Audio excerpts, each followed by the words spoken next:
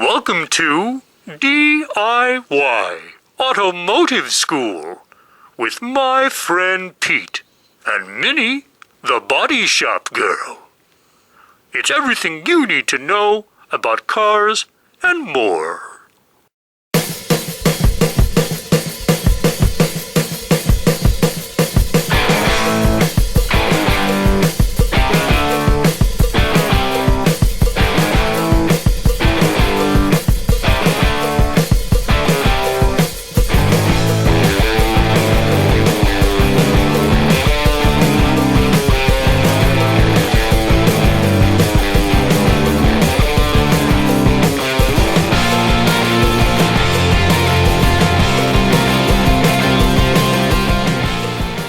Brought the car in, our muscle car makeover, I might say, we noticed that the body looked a little bit ripply.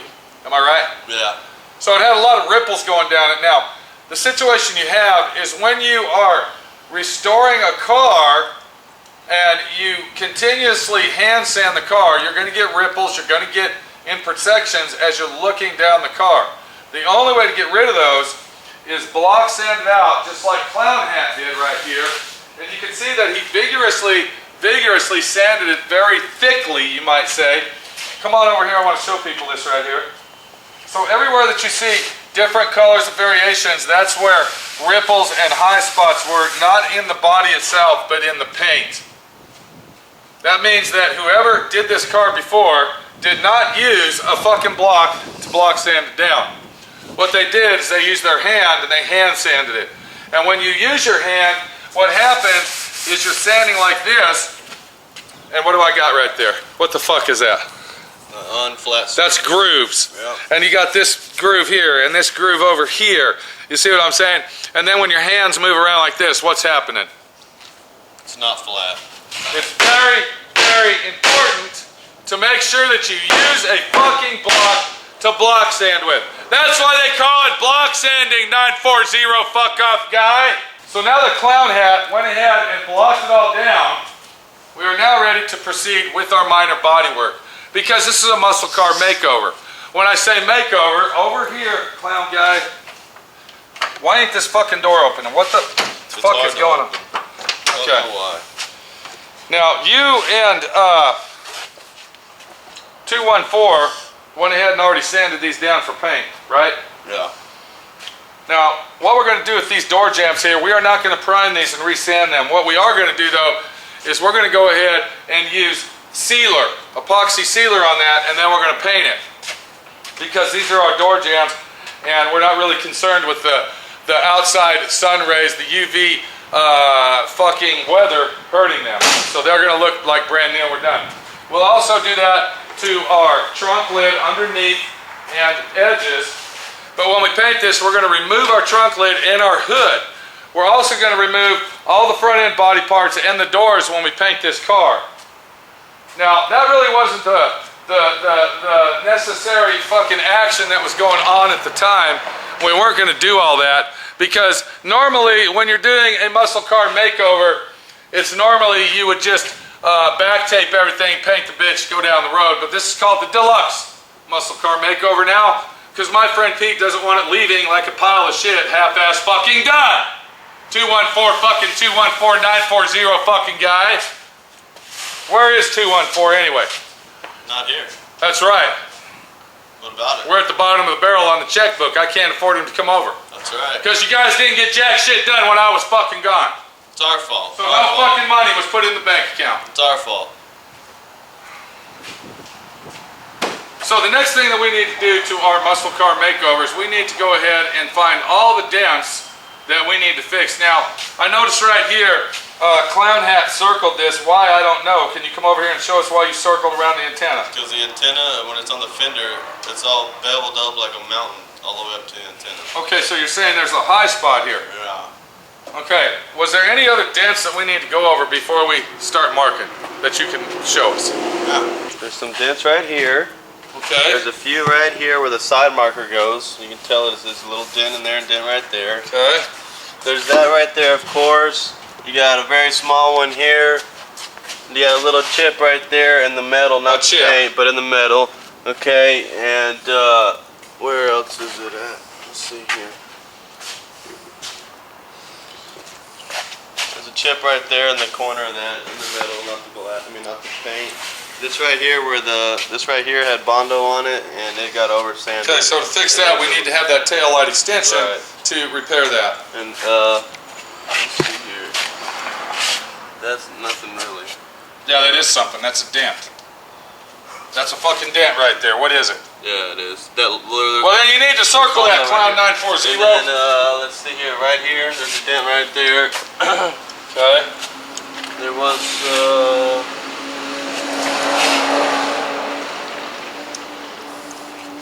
No, this right here. All this right here is dented? This right here. Okay, so we got a dent there. What about that hood? This thing over here. Okay, same over there. A small one right here. And then that's basically it. All the other ones blocked out. Okay, now here's a good example. If you look right here, you can see where Clown Hat sanded this out, and you can see high spots around. But right there, you can see there's a shiny situation going on. You can see how that looks shiny when the light hits it. That is a relevant situation that says that is a fucking dent right there. So the best thing for us to do is go ahead and find all our dents. We'll grind them down and start adding the Bondo to our dents. Now, we had a situation over here, Clown Hat. What happened here, dude? Right here, you're telling me that this is, you blocked that out and it's okay? This was cracked right here. The Bondo was cracked. It looks like it got wet since it was sanded, so it probably could be hit again. Okay, so you sanded... that side over there, I think is good though. Okay, so you've sanded that down and you got the imperfections out, the hairlines out of it, and now we're back to normal with that. Yeah. The primer's going to tell us everything we need to know. Now, we do have one more situation, and that's right here in this area. You can see what I'm looking at. You know what the fuck's going on, is we got rust down here. This is the only spot of rust that is on the vehicle, and we're going to have to cut that out, and we'll go ahead and make our own panel for that, save the customer money on buying parts, and do it right, and make sure once we got that cut out, we'll go ahead and rust protect it on the inside so it won't rust back out down the line as he gets his muscle car back and becomes a happy owner of his car. Now, we did find some heavy surface rust right in this area right here. I don't know if I went over this, but what we're going to do right here in this area, we're going to go ahead and pour 15 this. We'll go ahead and Clown Hat, we'll go ahead and clean that up with a wire brush real good. Possibly maybe the 7-inch grinder action on it. And then what we'll do is all this area in here that you see me pointing at, all the way down in there and all of this in the back, we're going to go ahead and pour 15 that, because that is a space down there that says, you know what, I'm rust prone in this area and I need to be fixed.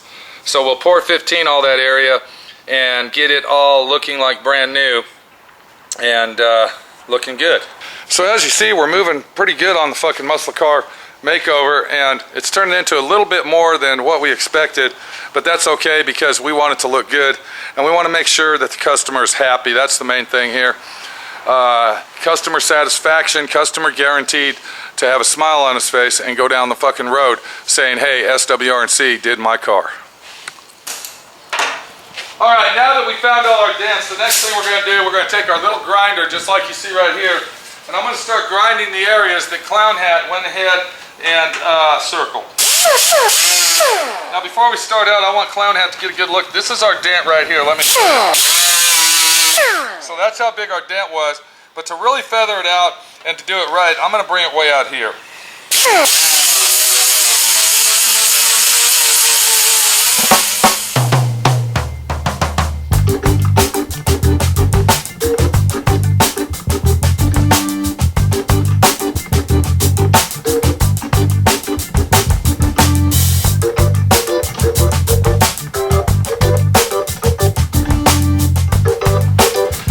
Now that we went ahead and found all our dents, what we want to do is we want to start bondoing those up.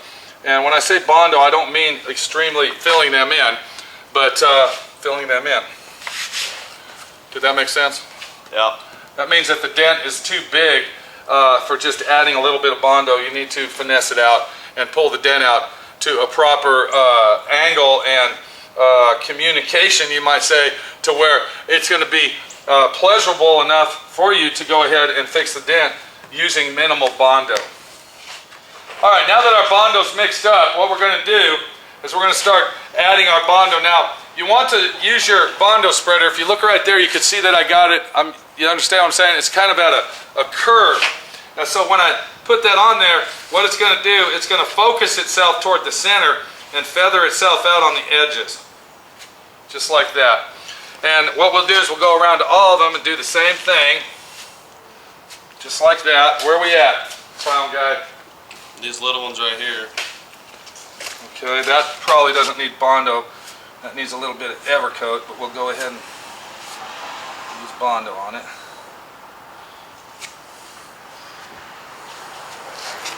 All right, follow me, come on.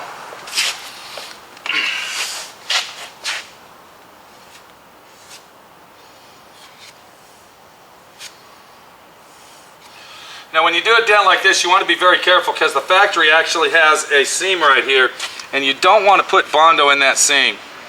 You want to leave that all factory original. That's one thing that people look at right there, is if that is filled in, then they know that something's going on. There was a small dent right here. We'll go ahead and fill that in. And then of course we had this big bastard right here. And now what I'm doing is I'm literally filling it in using my Bondo spreader, and I'm not making my curve right now, because what I'm trying to do is use all my Bondo to fill that in as a filler coat.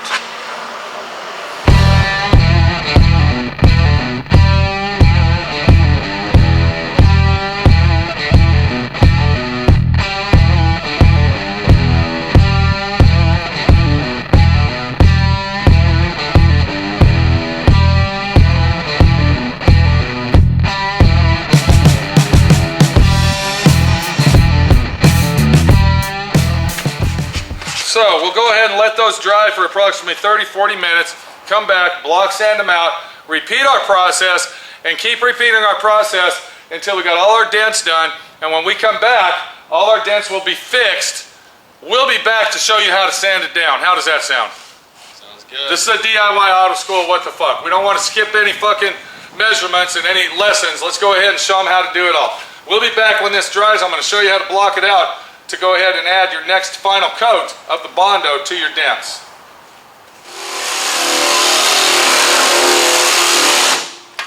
Okay. I had 2 pairs of glasses on here, dude. Alright, what we're doing is we are block sanding our Bondo out. Now this is our first coat of Bondo that I just put on here.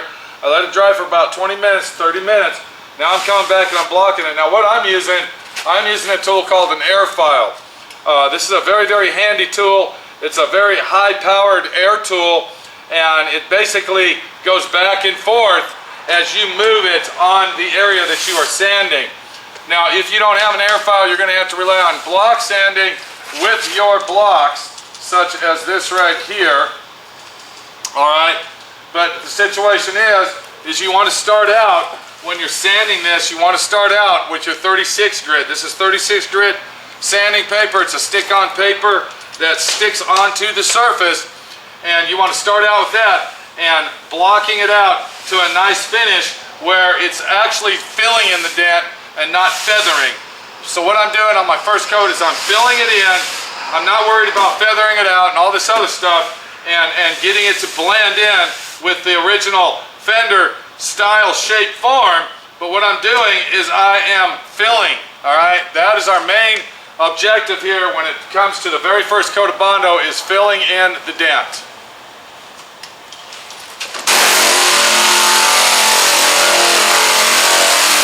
Now when you're sanding this down, whether with a machine or by hand, if Clown Factory can bring that fucking camera over here, I want to show everybody something. If you look right in this area here, you can see there's little pits and little holes. Do you see that? Right there where I'm circling. Alright, now what that is, that's from when I put my Bondo on here. And if we look right here, you can see it even more right here. Right here, bud. Alright, so if you look in this area right here, you can see how it looks kind of deformed, kind of like if you're putting concrete on. And what I'm doing, I'm using my Bondo as a guide coat. When all those little pits and those holes are gone, then I know that I need to start backing off and start concentrating on forming what I need to do. I'm also concentrating on the outer edges of it. If you notice, I've already got this feathered out. I said I wasn't feathering, but I'm not really feathering. What I'm doing is filling. I don't want to concentrate on the middle. I want to concentrate on the outside and go into the middle so it will fill it in at a nice, level, even pace.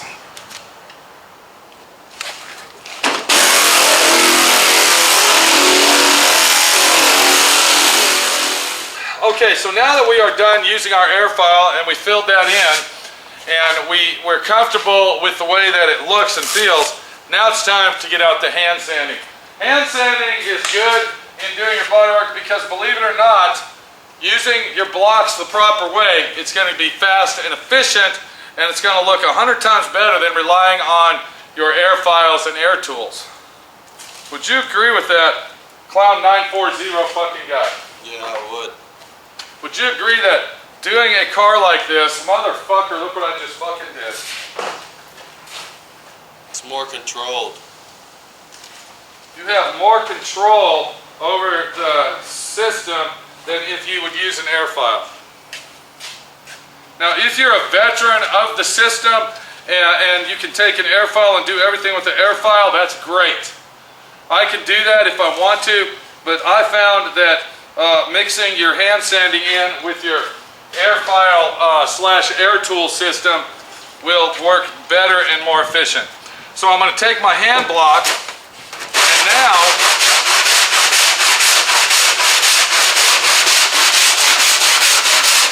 I'm going to sand that down. Now I'm not going straight across with this, I'm cross cutting. If you notice, I'm cross cutting it to get a nice good cut into it.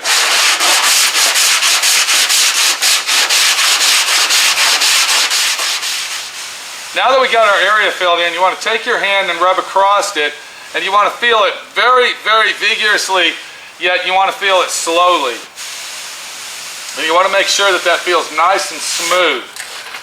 Because when you're looking at this area and you see all these different layers of primers, paints, bondos, and scratches and all that, it's very hard to visualize it. So you got to rely on the feel of what's going on.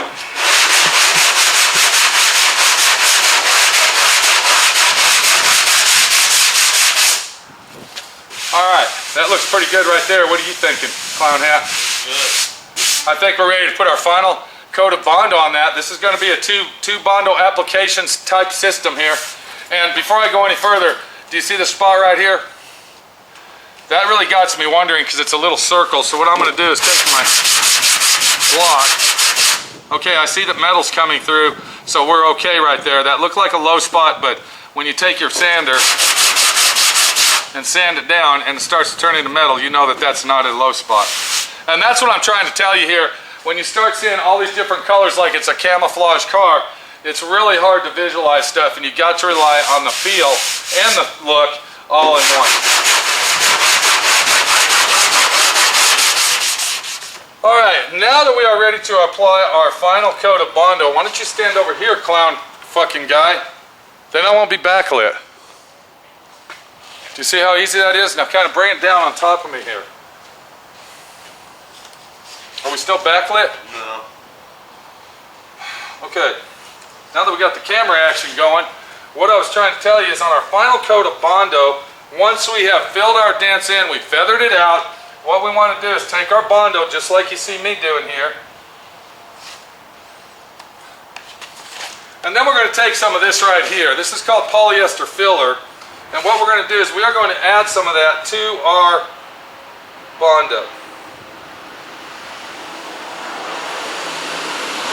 Now can you tell everybody why I'm doing that, Clown Hat? It'll make it fill in a lot better on the little spots. It makes it flow out easier. It flows out easier, it fills in the pinholes, and it makes it a lot easier to sand, and it'll be our last final coat.